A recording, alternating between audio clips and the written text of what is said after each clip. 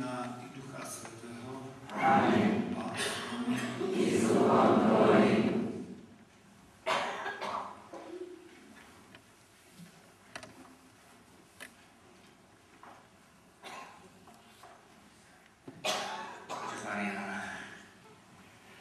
Aby som ťa chcel v tejto chvíli zo srdca privítať v našom spoločenstve, v našej farnosti a medzi týmito všetkými, ktorí prichádzajú, my sa s tebou stretli. Ak dobre, že by som na úvod citoval slova jednej pani, sme sa tomu kratučko rozprávali, chodili k tebe, že nie roky dozadu pomáhať prihádovať do Žákoviec a ty si sa teda jednou vetou si tak vždy vedel povzbudiť a povedal si, že stačí, keď raz prídete ku mne do Žákoviec, alebo teraz vás budem všetkých stále nosiť v srdci. A ty nosíš toľko ľudí v srdci, všetky moje deti, pravda. Práve tí, ktorí sú možno dnes na periférii spoločnosti, ktorí sú popustení, často vyhostení, ktorí sa nikto neujíma, tým zároveň láskou. Možno to hovoríme, pretože v našom kalendári svetskom dnes je deň otcov. Ty si skutočný otec. Otec mnohých nosí v svojom srdci a preto ťa my chceme s takou veľkou láskou a vďakou tiež privítať medzi nami.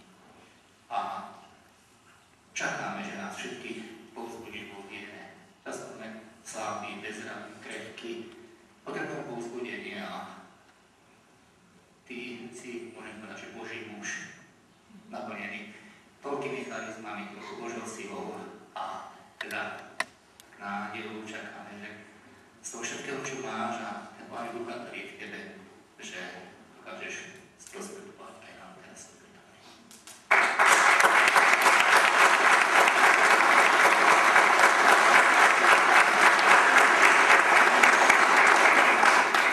Svätá omša je najvyšší liturgický úkon, jak osláviť Boha. Ani ruženec nie je viac, ani litanie nie sú viac, ani deviatník nie je viac, ani breviár nie je viac. Keď dávajú za takého slúžiť svätú omšu, kto zomrel, to je veľká vec. Prečo? Dušička v očistci si nevie nejako pomôcť. Vie nám pomôcť. Ona má silnú modlitbu, pretože ona už má nebo isté. My máme len nádej, ona už má istotu. My sa ešte znesvedzujeme hriechmi, ona sa už len posvedzuje, očistuje. Jej modlitba je veľmi, veľmi silná. Ona nám veľmi môže pomôcť, ale sebe nemôže pomôcť. Keď dáš slúžiť svätú omšu za dušičku v očistci, veľká vec, cirkevní otcovia niektorí hovoria, že ona v tom okamihu netrpí. Má prestávku utrpení. A si predstav, 100-krát väčšiu účinnosť má tá svätá omša, na ktorej sa tí súčasní žíva. Keby som sa teraz tak opýtal, dušičky v očistci, kto by chcel tu byť v omši dneska, na svätej omši, teraz, okolo 11. Kto by chcel byť? Všetky by sa prihlásili. Ty máš takúto možnosť, vidíš to? Ty máš takúto možnosť byť na svätej omši. Neprepásť túto chvíľu. Tá najdôležitejšia časť pri svätej omši je pri premenení, keď kňaz premenia chleb a víno na telo Kristovu, ministrant zazvoní, nezazvoní, sa premenia a sa upozorní, a teraz to je tá časť, keď mi ušli myšlienka teraz. Z obyčajného chleba a vína stáva sa telo Kristova a najpriaznivejšia chvíľka pre teba, kedy sa máš modliť za toho, koho miluješ, koho máš rád, čo by si mal zmeniť, čo by si nechcel a tak ďalej, je po svetom príjmaní. Prečo? Ježiša máš najbližšie, kde je 30 cm od tvojej hlavy v tvojom srdci. Prihrem oči, idem naspäť, neby som buchla do stropa, závrem oči, Bože, za môjho muža, za moju dcerku, za môjho syna, za toho, koho máš rád. Neprepásť túto chvíľu. Začiatok, aby sme sa nakontaktovali na našho nebeského Otca, oľutujme si svoje hriechy. Vyznávam, že mocnému Bohu i vám, bratia a sestry, že som veľa zhrešil myšlienkami, slovami, skutkami a zanedbávaním dobrého. Moja vina, moja preveľká vina. Preto prosím blahoslavenú Máriu Pannu, všetkých anielov a svätých, i vás, bratia a sestry, modlite sa za mňa, Pánu Bohu nášmu. Nech sa zbavuje nad nami všemohúci Boh, nech nás nám hriechy odpustí a privede nás do života večného. Amen. Pane, zmiluj sa. Pane, zmiluj sa. Kriste, zmiluj sa. Kriste, zmiluj sa. Pane, zmiluj sa. Pane, zmiluj sa. Sláva Bohu na výsostiach.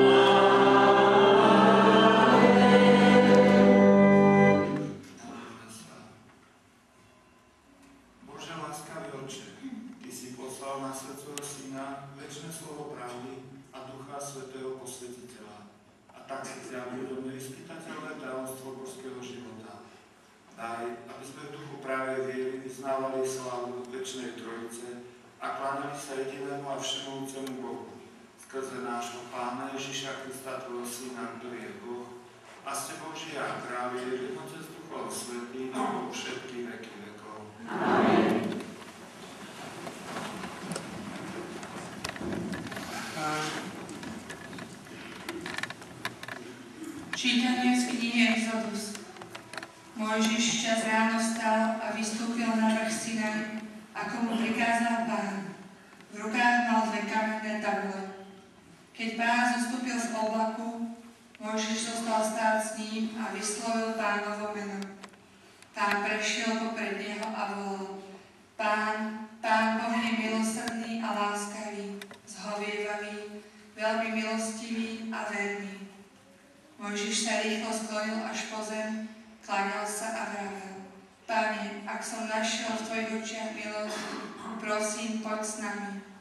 Áno, je to tvoj ľud tvrdejšie, ale ty odpustíš naše neprávosti a hriechy a budeme tvoji. Počuli sme Božie slovo.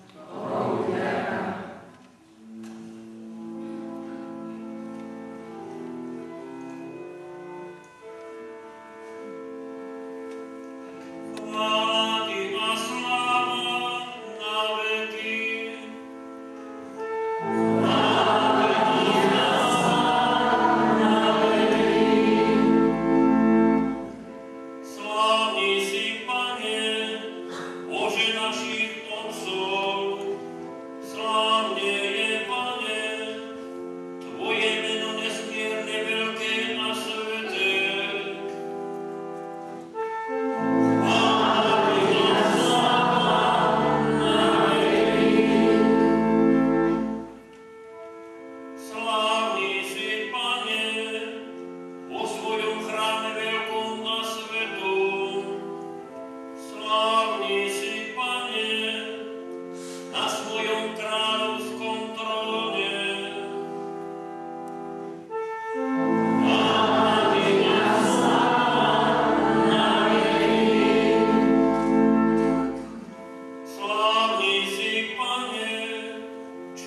prenikáš pohľadom priepasti a tróniš nad cherubmi. Slávny si, Pane, na klembe nebies.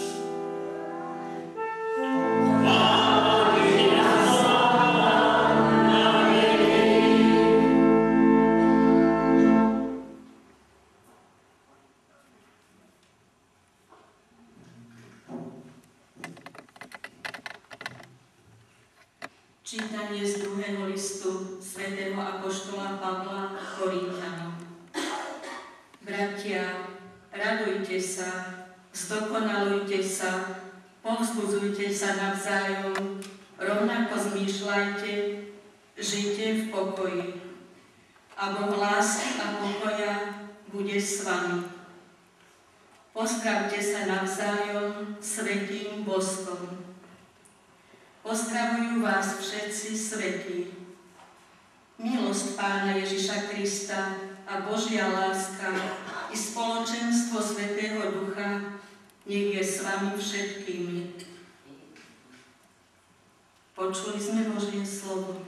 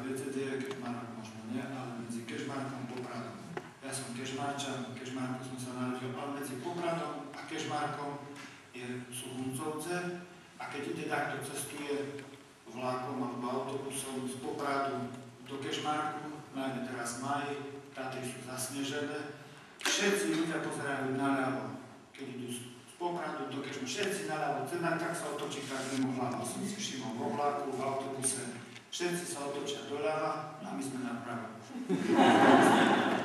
No tak, tam medzi Kežmarkom a Popradom. Takže tam sa starám, mám takú špeciálnu pastoráciu. Nerád používam slovo bezdomovci, to mi tak škripe v ušiach. A tí, ktorí sú bezdomov, alebo kto je to bezdomovec? Bezdomovec je človek, ktorý má lásku, možno, že aj ty. Ktorý nechce odpustiť, keď jedinému človeku, no ty si ubohý bezdomovec. Ty budeš rodiť a plodiť bezdomovce. Ja sa tam však od sa môžem zblázniť.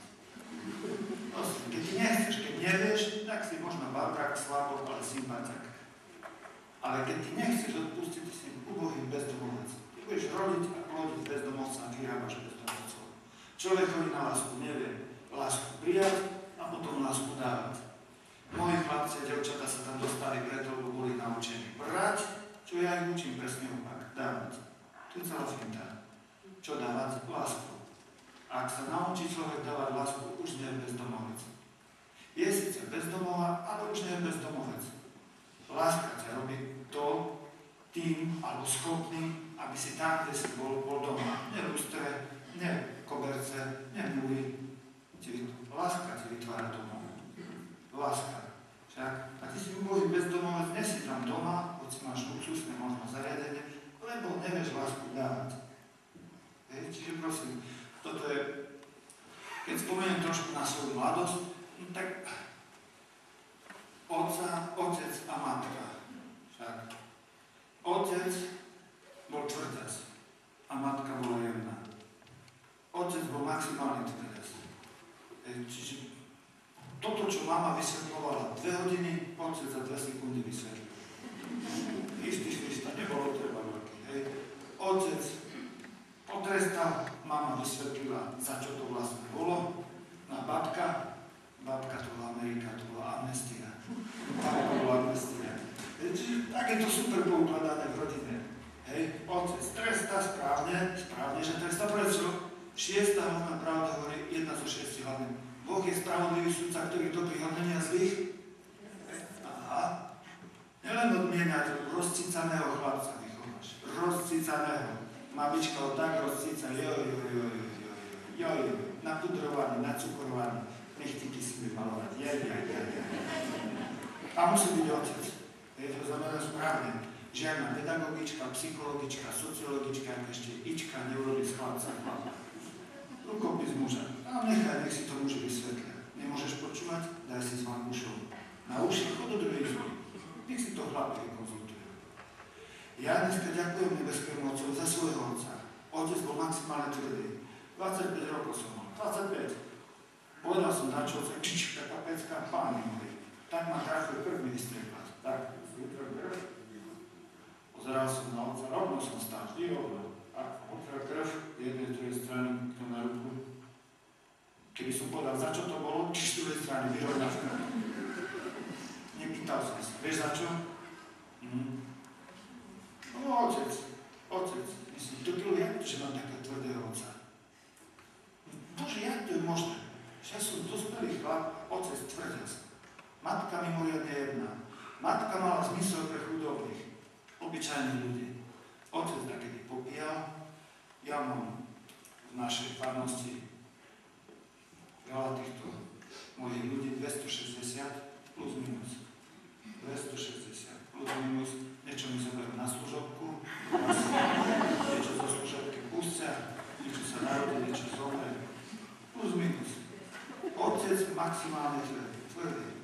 Matka jedna. Matka mala zmysel pre chudobných. Otec popíjal. Pamätaj si, alkohol skosí všetkých. Farára, lekára, pekára, tesára, šoféra. Koho chceš, menu koho chceš. Ty si myslíš, že si taký majster sveta, keď popíjaš? 7 kňazov som mal u nás, čo popíjali. Čo bolo na nich krásne, že v pokore priznali, som alkoholik. Vtedy sa dá pomáhať. Inžinierov, lekárov. Lekári, čo bolo na nich krásne, som alkoholik, pomôžte mi. Vtedy sa dá človeku pomáhať. Ak nepriznáš, nedá sa ti pomôcť. Ty máš zápal plúc a nepriznáš. Beháš tu po Trenčine, myslíš, že doktor bude z rentgena za tebou behať. Že dajte z rentgena. Nemusíš priznať. Možno ani nevieš to pomenovať, a tu ma dá čo boli. A teraz sa ti dá pomáhať, iba na rentgen. No človeče, zápal plúc, sám si nevieš pomôcť. Rozhodol som sa, že už nemám zápal plúc. Oj. Zobrieš. To je proces, kým sa vylieči ten zápal plúc. To nie je jedno rozhodnutie, to je proces. A začína čím? Pokore priznám, boli ma tu dačo. Mám zápal plúc. Tak aj alkoholizmus je choroba. Musíš priznať. Áno, som alkoholik. Čo učíme našich chlapcov a devčatá, aby boli opravdivo pokorní. Čo je pokora? Pravda. Som alkoholik. Pomôž mi, Bože. Som prostitútka. Pomôž mi, Bože. Ja som gambler. Pomôž mi, Bože. Ja som narkoman. Pomôž mi, Bože. Sa reším s každou ženou. Keď už mi môžem, ťa vlastne tak myšlienka. Bože, ja ochránim všetko, čo sa dá. Všetko, čo nie je prisvárané. A keď je prisvárané, svojek spoludržia. Sú to síce prúserári, ale sympatiaci. Prečo? V pokore priznávajú pravdu a preto im môže Boh pomôcť. Boh čaká, kedy ty priznáš pravdu. Fakt. Priznaj. Nič sporci nebude. Prečo? Lebo Boh je láska. To je prvá základná veta a my teológovia už komplikujeme tú jednu vetu. Boh je láska. To je taká jednoduchá pravda aj z osobitnej školy, aj mentálne retardovaní, aj psychicky chorí pochopiť, či ho miluješ alebo ne. Boh je láska. Prvý predpoklad lásky je sloboda. A slobodný som vtedy, ak mám aspoň dve možnosti, ak je len jedna možnosť, to je nutnosť. Ty máš dve možnosti a musíš poznať pravdu. Aká je pravda? Boh je láska. A aké máš možnosti? Vybrať si lásku alebo nevybrať? O tom je celý náš život. Není pravda, že Boh zatracuje. To není pravda. Smrť to není to tma a konec. Smrť je pozrieť sa. Stále prejdeš tu, dívaš sa, spojíš sa, máš strach, prejdeš do toho života. Z očí v oči pohľad Boží. Stretneš sa s Ježišom, nič si nepovedz, len sa pozriete z očí do očí. A ty sa otočíš, odmietneš pohľad lásky, odmietneš pohľad Boha, otočíš sa a ideš preč do opačnej strany, do nelásky, čiže do pekla. Nie Boh zatracuje do pekla, ty sa zatracuješ sám. A Boh len rešpektuje to, čo si ty vyberáš. Vidíš, o tom je celý náš život. Maturujeme z jediného predmetu, z lásky. A sú len dve známky. Zmaturoval, jeden Bože nezmaturoval. Prosím. No a teraz pozrieme si na to, však, jak to bolo v mojom živote, jak v vašom. Dívajme sa to. Hovoril som, že mama mala zmysel pre chudobných. Otec popíjal a preto si myslím, že veľmi dobre rozumiem alkoholikom. Čítam z knižky, ktorá sa volá Život. Nie teoretik, praktik. Ja viem, čo to je, keď je v rodine alkoholik. Nemusíš mi vysvetľovať. Ja viem, čo to je celú noc nespať, preplakať celú noc na schodoch, ísť zakrvavený do školy a hlavne. Ja to viem. Preto nekompromisne som vojnu vyhlásil s alkoholom. Nie s alkoholikmi, milujem alkoholikov, ale nenávidím alkohol. Svätý Augustín, milujem hriešnikov, nenávidím hriech. Ale ten alkoholik dá sa mu pomôcť, keď prizná váru. Však otec mimoriadne tvrdec. Mama jedna. Mama po kežmárku vedela hneď. My sme nemali čo jesť koľko raz. Mama sa zobudila ráno, plakala. Mami, čo plačeš? Nemám vám čo dať jesť. Čo? Otec všetko prekol. To nie je v poriadku, mami.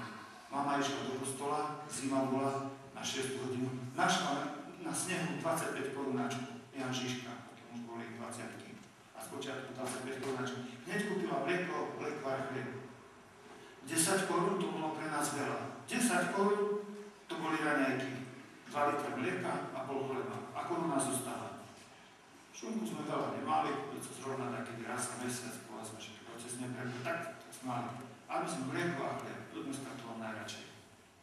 A teraz si predstavte, išli sme z majovej pobožnosti, dáš so snehom tak rezalo, zima, studený maj, išli sme von a mama hovorí, Maroš, no, vidíš tam tu tetu? No, a čo vidíš? Tak, má starý kabát a ešte má také staré topánky, bagánčky a ešte má staré také ponožky, štrýfle, roztrapkané. A ešte má holé nohy. Jaká je to teta? Chudobná mami. Mama vytiahla 10 korún. 10 korún to bolo pre nás veľa. Že som vnímal 10 korún, to bolo peniaz. Mama dala 10 korún. Nie z prebytku, z podstaty. O tom je láska. Nie, že nevládzam chleba, tu máš. Vládzam, tu máš polovicu. Toto robila matka. A matka zobrala 10 korún, hovorí, Maroš, odnes to tam tej tete. Mami, a však ona ma nepozná. Zapamätaj si, najkrajšie skutky sú tie, o ktorých nikto nevie. Len ty a Pán Boh. Chodaj, ja nejdem. Ale ty si zbabelec. Nesom, daj mami. Pochváliš Kristus, teta. Tu máte. Vyhrkla srdci. Kto si, chlapče? To je jedno teta. No točko, naspäť. Jak stíhačka. Matka ma čakala pri rohu. Stiahla ma zadom, vyboskala, vystiskala, plakala.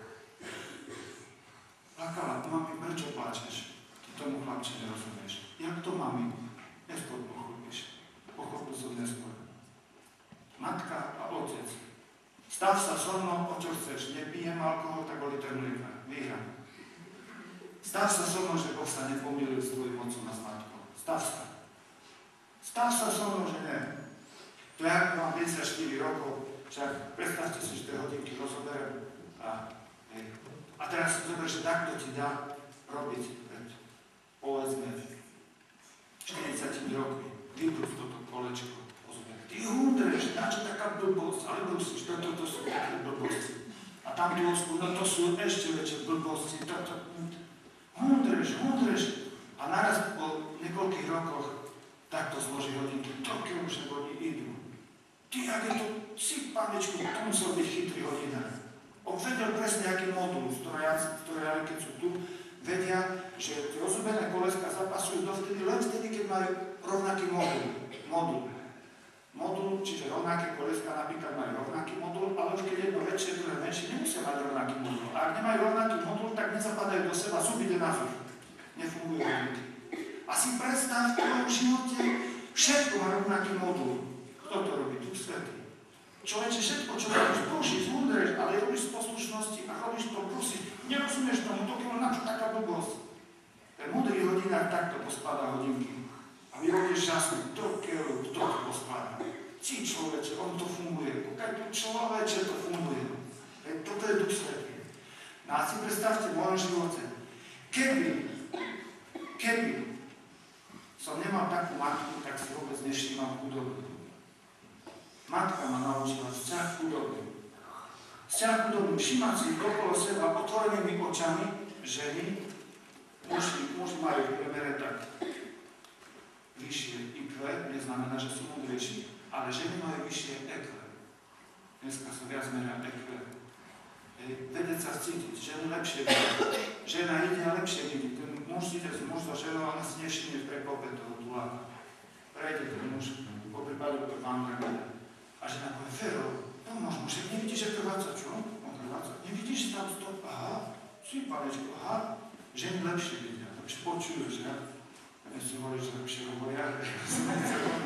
A prosím, proste, tá žena je taká jemnejšia a ten muž je taký hrubší, taký drznejší smeha. To je dobré, že ženy sú iné a muži sú iní. A tá žena toho muža normálne potom ho tak, aha, ty doktor treba mu pomôcť, aha, ty panečku, však mu treba naozaj pomôcť. A tá žena ho krásne navedie na to, to je super, to je krásne na žene. A teraz si predstavte, naša matka mala taký zmysel. Otvárala mi oči, uši pre chudobných. Zaregistruje chudobných dookola vo svojom, ktorý potrebujem.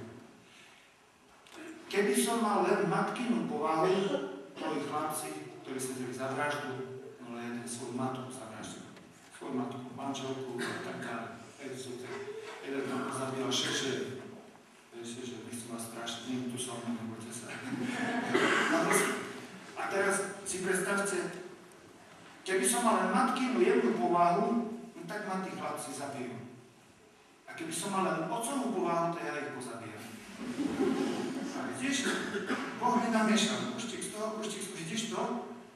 Keď začala bitka, keď som vám pustil, takedy sa nefilmovali, a keď som vám pustil tú bitku, cirkev katolícka sa volá všeobecná. Tak my sme mali katolícke bitky, všetci proti všetkým. Keď ste videli, jak z filmu. Jak z filmu, to tak, jak mu reznul tu s nožom, 2 metre mi išla krev. Som musel chytiť z jednou rukou, prvou, z druhou som sa bránil. S nožami, so sekerami, keď pustil pán prezident Havel, amnestie tých väzňov, ja som mal taký dojem, že z Leopoldova z hlavy, že všetko vyšlo kúrne. Všetko ti mám, že oni za chvíľu boli hneď naspäť v tej base, ale tí človeči za ten čas tí ma vycvičili poriadne. Keby som nemal výcvik doma, zbláznil som z toho. Keby som sa z toho zbláznil. Na mojej izbe spalo 21 chlapov. 21. Izba asi 5 krát, povedzme 6. Smradu, ty jak celý rád. Smradu malé slovo, ty ostré strelili celú noc, také šupy. Oni vymrzli pod mostami, čiže oni otvárali okno. A keď je tu takto matematik, to tie okno, že boli vypukle, neviem, či to je konkávne, či konvexné, to neviem, ale tie vypukle v tomu smradu tak tlačilo. Keď sme otvorili ráno dvere, to tá izba 5 minút sa spamätala iba. Teraz svojho postele, celkom hore. Keď spíš celkom hore, tak si dám ráno. Keď ideš doľava, smrdí. Keď ideš doprava, smrdí. Keď dostaneš prostriedku, dá sa to vydržať. Tak zvonovi to obchádza, keď dýcháš z ústami a máš zmysel pre humoru, zase. 2 razy sa zhlboka nadýchneš, ten rajský plyn a spíš. Proste.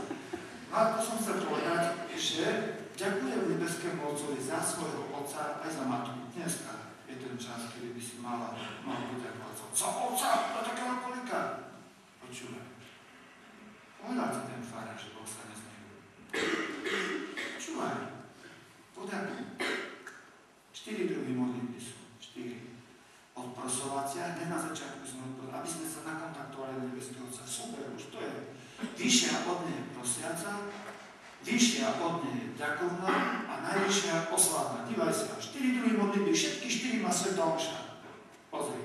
Prvé 2 poznáme my všetci, obyčajní božiaci. Bože opus a Bože daj, Bože opus, Bože daj, Bože opus. Dívaj sa, veľkí svetci. Ďakujem ti, Bože, oslavujem ťa. To my vôbec ani nevieme, že treba ďakovať a oslavovať. Napadlo ťa vôbec takedy poďakovať za otca, za matku? Napadlo ťa poďakovať za muža, za ženu? No fára, to si strel, teda. Za muža, za muža.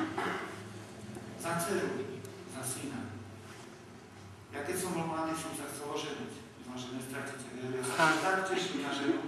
Pánečku, tak som sa, myslím, Bože, prvú mi dáš dceru. Druhé to už je jedno, ale prosím, Bože. Daj mi prvú dceru, keď žena bude chcieť 5, tak si v poriadku. Ja 10, to je 15, ale prvá bude dcera, prosím. Tak som si vyjednával s Ježišom. Však, no potom som mal úraz a Boh otočil celkom môj život. Tak som spadol na korolezec a Pán Boh mi otočil celkom. Tak som kráčal a kráčal tak. Nijak som nechystal do kňazstva, som sa chystal do manželstva a tešil som sa na ženu. A s Ježišom som už len vyjednával, prvá bude dcera. Budem bývať v lese, Pane, nemám žiadny les. Budem robiť v horskej službe, postavím pekný dom pre ženu, tak ako ona bude chcieť. Ja mám viem postavím jej. Budem mať veľa detí, Pane. Budem mať koňa, pušku, budem ešte chodiť na karate, ale dáš mi prvú dceru. Prosím, Pane, ja budem poslušný, len mi daj prvú dceru. A ešte som vedel, Boh mi tak otočil život. Dneska mal asi 70-80, takých dcer, myslím, Bože, za stolku som nechcel. No a vidíte, to som chcel povedať, pozrite, vráťme sa k dnešnému evangeliu, tuknime to tam naspäť, otočme ten úhod. Aha, my máme poďakovať. Komu? Nebeskému Otcovi, za Otca, za Matku, ale predovšetkým nebeskému Otcovi. Prečo? Lebo práve tie druhé tvoje modlitby, dívaj sa, čo robia. Zväčšujú tvoje srdce. Zväčšujú. Na čom je veľké srdce, taká narkománka hovorí. Martula preto, aby ste ho Boh mohol naplniť láskou. Čím máš väčšie, viac lásky v živote, no tak tým kvalitnejšie tvoj život. Na to ďakovať. Uč malého syna, dceru poďakovať. Dám mu cukríky, nie samozrejme. Poďakuj. Správne robí mamka, keď povie, poďakuj pekne. Poďakuj. Správne. To nie je samozrejme, že ten malý šľapne a pluje na mamu otca. Poďakuj. Poďakuj. Učte deti ďakovať. Zväčšuješ im srdce. Stávajú sa šľachetnejší. Učte deti oslavovať nebeského Boha. Najviac ho oslavuješ, keď ty nemusíš ani slovo povedať. Keď sláva Bohu na vysostiach, sláva Otcu pokračuje v tvojom živote. Z kostola sa vrátiš lepšia manželka, lepšia manžel. To je najkrajšia oslava Boha. Si tá manželka aj po tej omše, ty aspoň pol hodiny lepšia. Aspoň. A ten muž, no, 5 minút. Povedzme, ale je lepšie po tej svetej omše. Je lepšie. Vidíš? Najkrajšia oslava Boha. Preto my máme ďakovať a preto oslavovať. Dívaj sa, čo sa deje. Vrátim naspäť ku Najsvätejšej Trojici. Tajomstvo Najsvätejšej Trojici je tajomstvo prvej triedy. Čo to je? Odpovedme teologicky, no, tak ďakujem pekne, oči dvojich sa už sme vúčili. Čo to je tajomstvo prvej triedy? To je také tajomstvo, že keby nám to Boh nezjavil, nikdy by sme na to neprišli. Že jeden Boh a 3 osoby.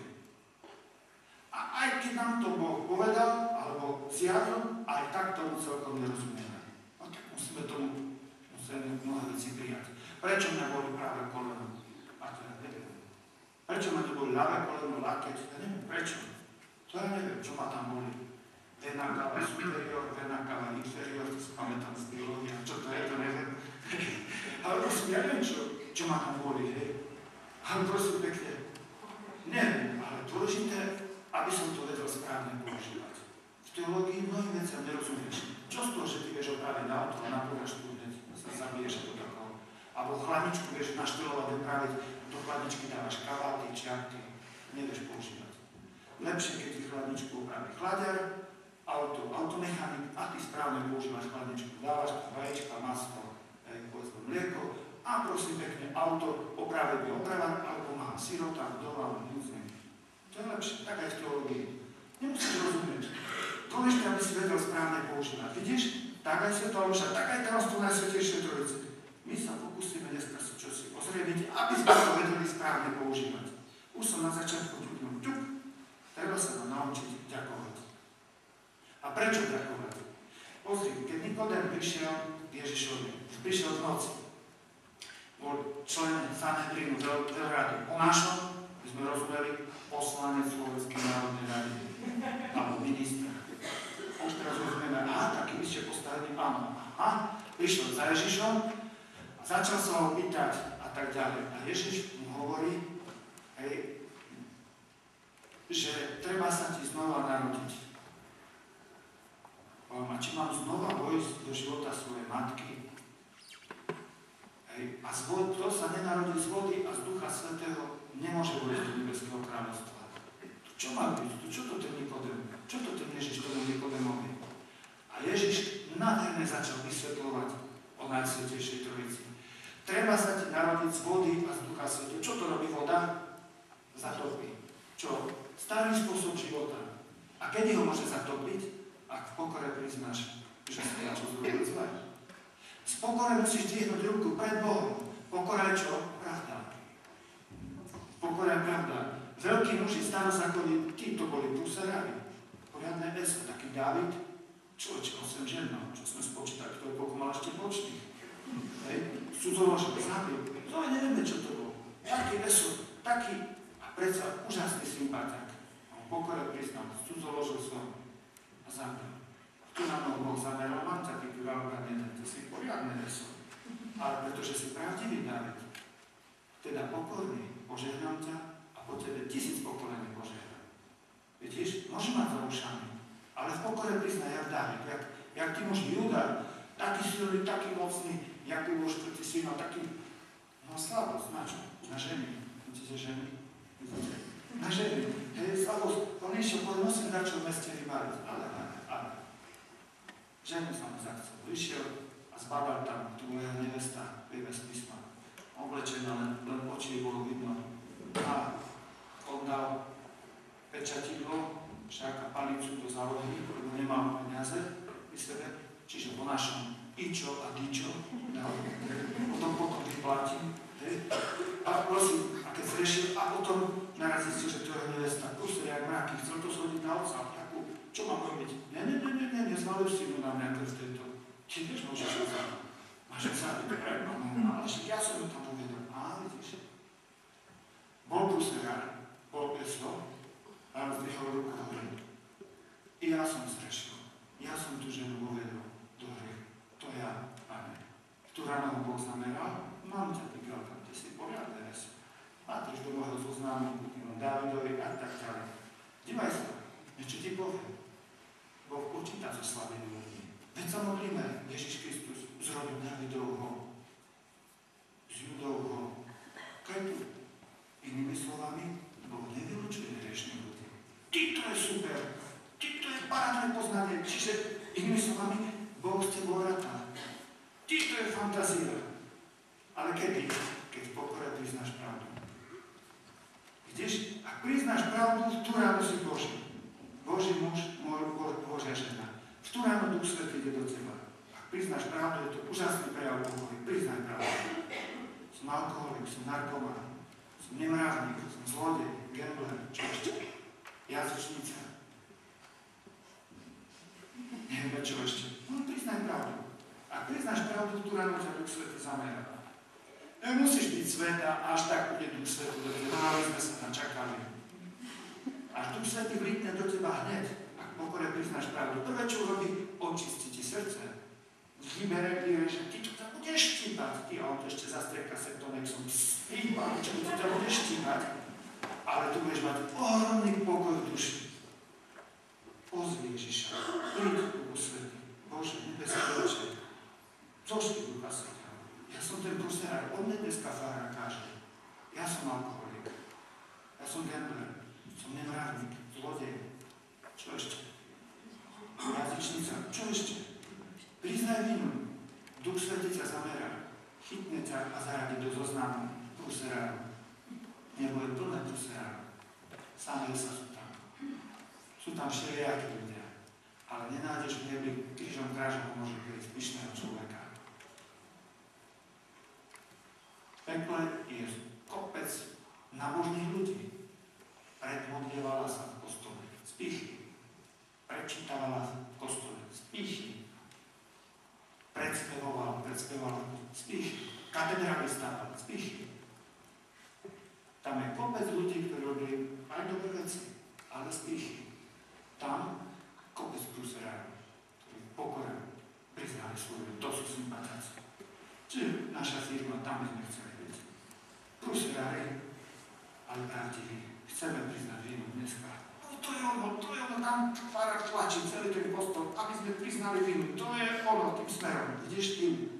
Lotri sme všetci, len ne všetci priznávame vinu. Pán Ježiš zomieral, zľava bolo to, správa bolo to. Ten rešil, ten zabíjal, ten sminul, ten kradol, ten v pokore oľutoval a ten v pýche neoľutoval. Lotri sme všetci, ten právo oľutoval a ten vľavo neoľutoval. Ktorý si lotor ty? Ak priznávaš, ľutuješ. Si síce lotor, každý je lotorstvo, ale si sympatiak. Otázka svetosti to nie je otázka času. Veď ten lotor právo bol za pár minút svätý. Ako to vieme? Pane, že mi povedal, ešte dnes budeš so mnou v nebeskom kráľovstve. Vidíš? Otázka svetosti nie je otázka času, je to otázka vôle. Priznávam vinu a prosím, Duchu Svätý, príď do môjho života, keď ten farár hovorí pravdu.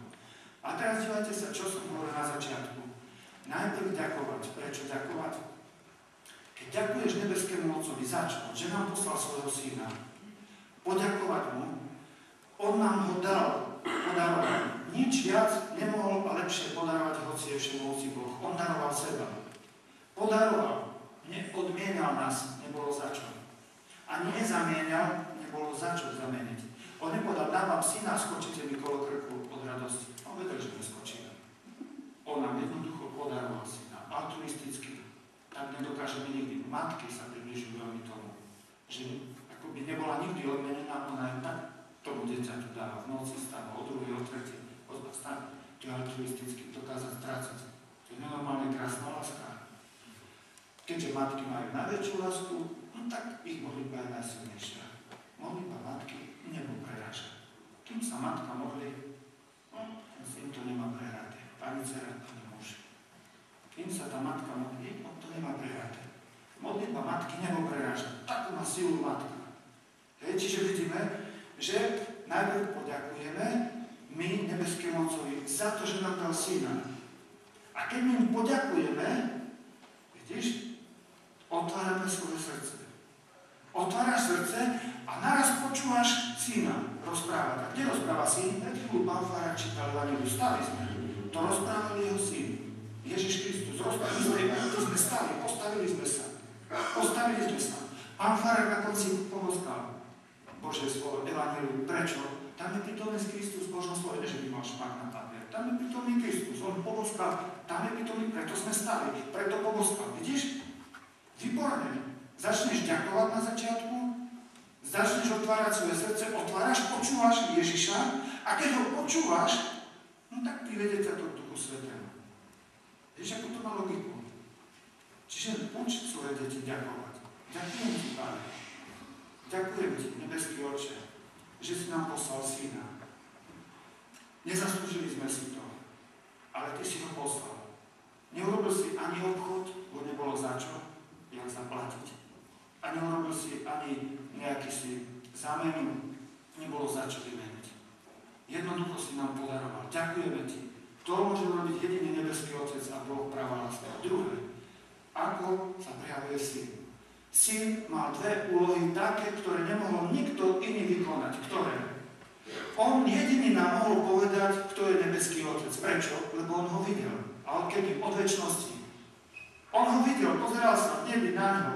On jediný nám mohol povedať, čo od nás nebeský Otec chce. A preto zostúpil dolu, aby nám on vydal svedectvo. Bez syna by sme toto nikdy by sme nevedeli o nebeskom Otcovi.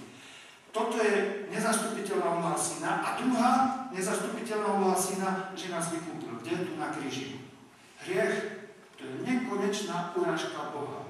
Nekonečná. Žiaden človek to nevie odčiniť, lebo to má len hranice, odtiaľ potiaľ. Dobre, nejakí dobrotici, odtiaľ potiaľ. S najväčším srdcom odtiaľ potiaľ. Ale Boh má nekonečné hranice. Čiže musel to byť niekto nekonečný, kto to nekonečné ako si odčiní. A musel to byť človek. Prečo? Lebo Boh nemôže trpieť. Boh netrpí. No a Pán Ježiš má dve prirodzenosti. Božskú ľudskú.